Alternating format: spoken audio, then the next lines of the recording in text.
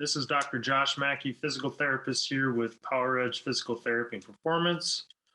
Today's video is called 5 different ways you can decrease pain when running. Before we get started, if you'd like to take the time to like this video, that would be very much appreciated. Also, be sure to subscribe to my channel to make sure you don't miss out on any future videos or content. So my first tip on how to decrease pain when running is to make sure that you're ramping up correctly. As we know, running is a very physically demanding task, so we want to allow our body time to accommodate these changes. This can include increasing your distance too quickly, changing terrains, or even shoes. So for example, I would not encourage you to go outside and run 5 miles without doing any previous exercise. It's important to begin slow and then slowly work your way into increasing different exercises or running distances. And the second way to kind of make sure you're ramping up correctly is to just listen to your body. So it's super important to make sure that you're tracking your pain. If your pain is lasting 24 or 48 hours after doing your exercise, that would tell me that you're ramping up too quickly. And my third tip with this is to make sure you have a plan when doing running or exercises. So for example, maybe keeping a log or a plan for the different running distances or mileage you plan to have in the upcoming weeks or months. This will allow to make sure that you're following a plan correctly and you're not ramping yourself up too quickly. Second tip for how to decrease running pain is to make sure you're taking the time to warm up properly. I would encourage you to warm up for at least 10 to 15 minutes, and this is going to include mostly dynamic warm-up exercises of the major muscle groups of the lower extremity. There's several benefits of warming up properly, including increasing your heart rate, decreasing your risk of injury, and improving your performance.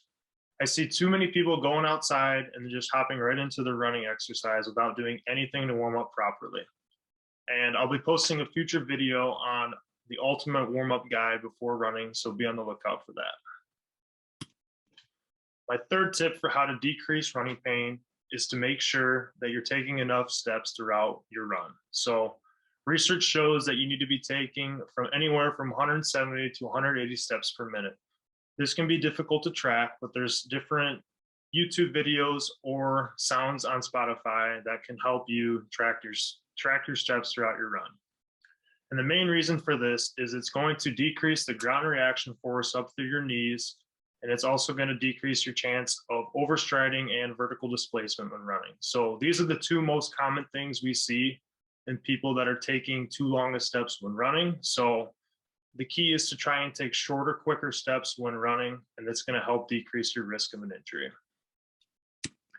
My fourth tip for how to decrease pain when running is to make sure that you're implementing strength training into your exercises. This is going to include exercises of the lower extremity and core, including the major muscle groups of the hips and knees. Once you begin doing different exercises, I would encourage you to also work your way into doing different single leg exercises. As we can imagine, running and during the task of running, we're primarily doing single leg on each side throughout the entire run. So it's super important that we have the strength and endurance on both of our sides to make sure that we're able to withstand a long run without increasing our risk of injury. And I listed a couple different examples of exercises that you can do at home to help you get started. And we'll also have a future video on an actual plan for how to implement strength training into a runner's exercise routine. And my fifth tip for how to decrease pain when running is to make sure that you're recovering properly. So on your days off, when you're not running or doing exercise, I would encourage you to do different light exercise routines or stretches. This can include just foam rolling the major muscle groups, including the quads, hamstrings, calf muscles, doing different stretches of those same muscle groups, and then also just going out for a walk. These are just different things to help keep you moving and help you recover properly from your run. Another tip with this is to make sure you're getting enough sleep, anywhere from 7 to 8 hours. This is going to help your body recover properly. And then finally, make sure we're getting good enough nutrition. So as we can imagine, going out for a run, we're burning a lot of calories. So making sure we're getting foods with carbs, protein, following our run to help us recover properly. Thanks everyone for watching this video today. If you have any questions, comments, or concerns, leave them in the comment section below.